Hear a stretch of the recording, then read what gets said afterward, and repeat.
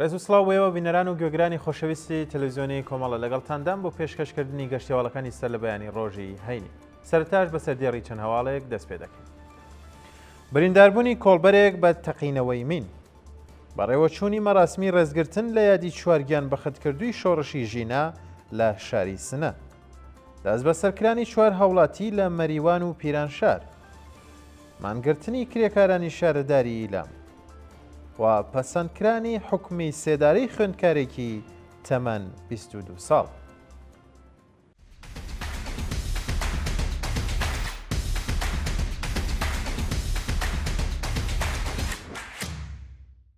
برینداربوونی کۆڵبەرێک بە تەقینەوەی مین ڕۆژی چوارشەمە 16 گەلاوێژ کۆڵبەرێک لە ناوچە سنووریەکانی بانە بەهۆی تەقینەوەی مینی پاشماوەی شەڕی ئێران و عێراق بە سەختی بریندار بوو. بە پێڕاپۆرتەکانەوە هاوڵاتیە بە ناوی ناسر ڕەحیمی خەڵکی گوندی مەنجیلان سەر بە شاری بانە کاتی پەڕانەوەی لە ناوچە سنووریەکانی هەنگەژاڵی بانە بەهۆی تەقینەوەی من بریندار دەبێت و ئەندامێک لە جەستەی لە دەست دەدا. شایانی باسە ساڵانە بەدەیان هاوڵاتی لە ناوچە سنووریەکان بە تەقی هێزەکانی ڕژێمی کۆماری ئیسلامی یاخود تەقینەوەی پاشماوەکانی شەڕ کەوتنە خوارەوەیان لە بەرزایی یان سەرمابردووی گیان لە دەزەدەن و بە سەدان کەسی دیکەش بە سەختی بریندار یان کەمەندام دەبن. بەڕێوەچوونی مەراسمی ڕێزگرتن لە یادی چوار گیان بەخەتکردووی شۆڕشی ژینا لە شاری سنە ڕۆژی پێنجشەممە حەڤەی ڕەزبەر لە گۆڕستانی بەهەشت محەممەدی شاری سنە مەراسمێک بە مەبەستی ڕێزگرتن لە یادی چوار هاوڵاتی گیان بەخەتکردووی شۆڕشی ژینا بە بەشداری بەرینی خەڵک لە شاری سنە بەڕێوەچوو.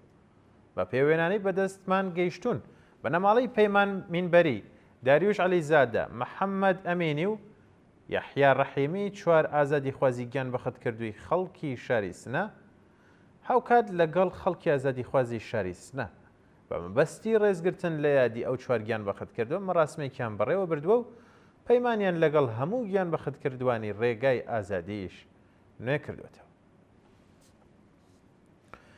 دەست بە سەرکرانی چوار هاوڵاتی لە مەریوان و پیرانشار ڕۆژی چوارشەمە 16 ڕەزبەر چوار هاوڵاتی لە شارەکانی مەریوان و پیرانشار لەلایەن هێزەکانی داری ئیتلاعاتەوە دەست بەسەرکراون و ڕەوانەی شوێنێکی نادیار کران. بە پێڕاپۆرتی ڕێکخراوەکانی مافی مرۆڤ سێ هاوڵاتی بەناوەکانی خالید قادرپور تەمەن 30 ساڵ، محەممەد قادری تەمەن 27 ساڵ و مراد ڕەسوول بەهرامی تەمەن 36 ساڵ لەلایەن هێزەکانی داری ئیتلاعاتی شاری پیرانشارەوە دەست بەسەر کراون و دواتر ڕەوانەی گرتوخانەکانی ئەو ناون دەکراون. هاوکات خوێندکارێکی خەڵکی شاری مەریوان بە ناوی موبین تاڵەبانی تەمەن 20 ساڵ لەلایەن هێزە ئەمنیەکانی ڕژێمەوە دەست بەسەر کراوە و بۆ شوێنێکی نادیار ڕاگەزراوە. ئازادی کاتی سێ هاوڵاتی خەڵکی شاری سنە بە دانانی بارمتە ڕۆژی ڕابردوو سێ هاوڵاتی خەڵکی شاری سنە کە پێشووتر بە تۆمەتی هاوکاری لەگەڵ ناوەندە ئەمنیەکانی ئیسرائیل و هەوڵدان بۆ تێکدانی ئەمنیەتی وڵات دەست بەسەر کرابوون بە دانانی بارمتە بە شێوازێکی کاتی ئازاد کرد.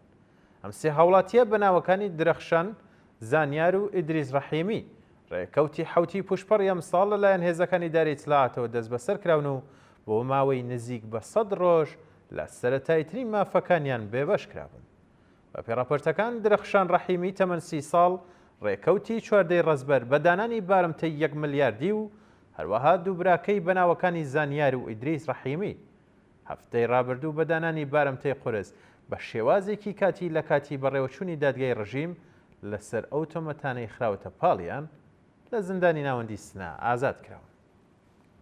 مانگرتنی کرێکارانی شارەداری ئیلام شەوی چوارشەمە 16 ڕەزبەر کرێکارانی شارەداری ئیلام دژ بە بایەخنەدانی بەرپرسانی شارەداری ئەو شارە بە داخوازیەکانیان دەستیان لە کار کێشاوەتەوە و کۆبوونەوە.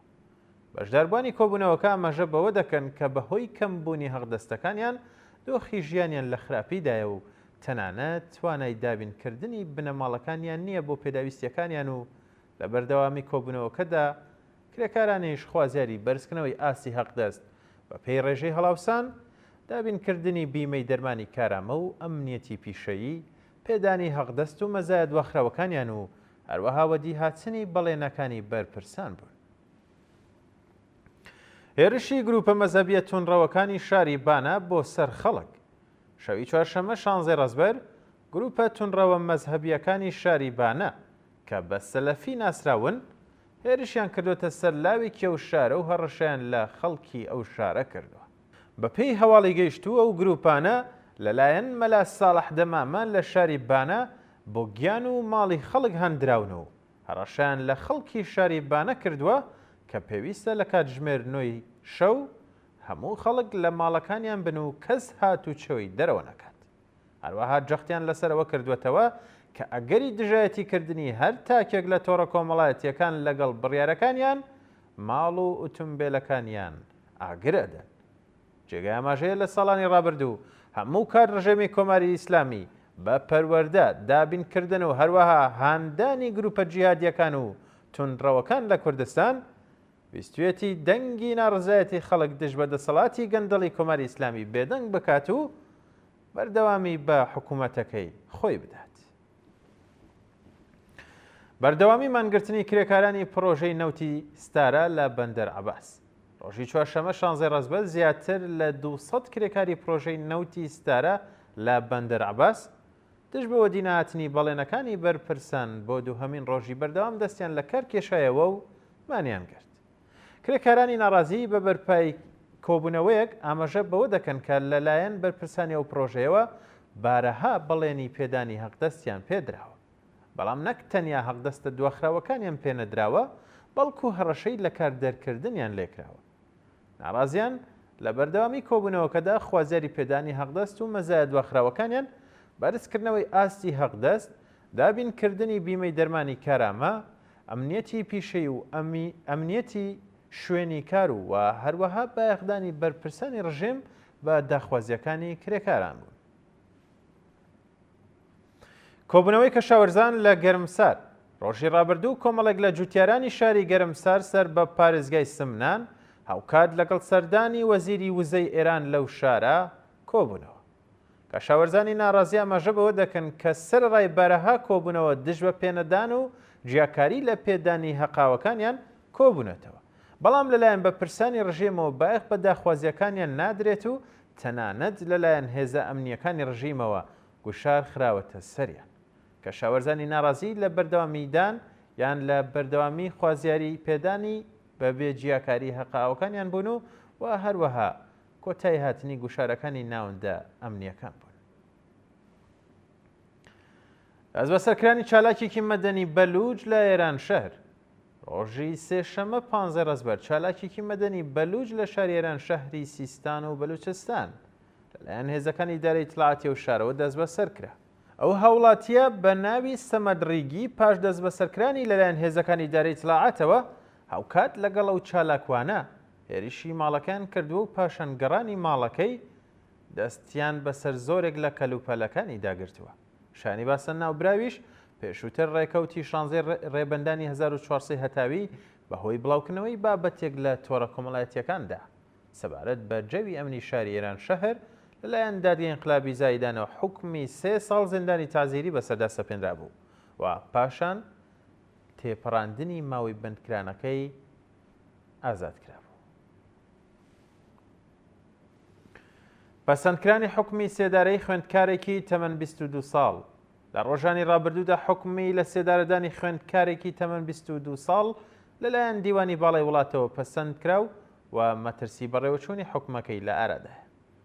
بە پێی راپۆرتەکان ئەو هاوڵاتیە بە ناوی ئیحسان فەریدی و خەڵکی شاری تەورێز سەرەتا لەلایەن لە قیسەی دادگای ئینقلابی تەورێزەوە بە تۆمەتی تەبلیغ دەژ بە ڕژیم حکمی زیندانی بەسەردا سەپێنرا بوو، بەڵام پاش 40 ڕۆژ و ئازادکرانی بەدانانی بارمتە حکومەکەی بە تۆمەتێکی جیاواز بۆ حکمی سێدارە گۆڕاوە.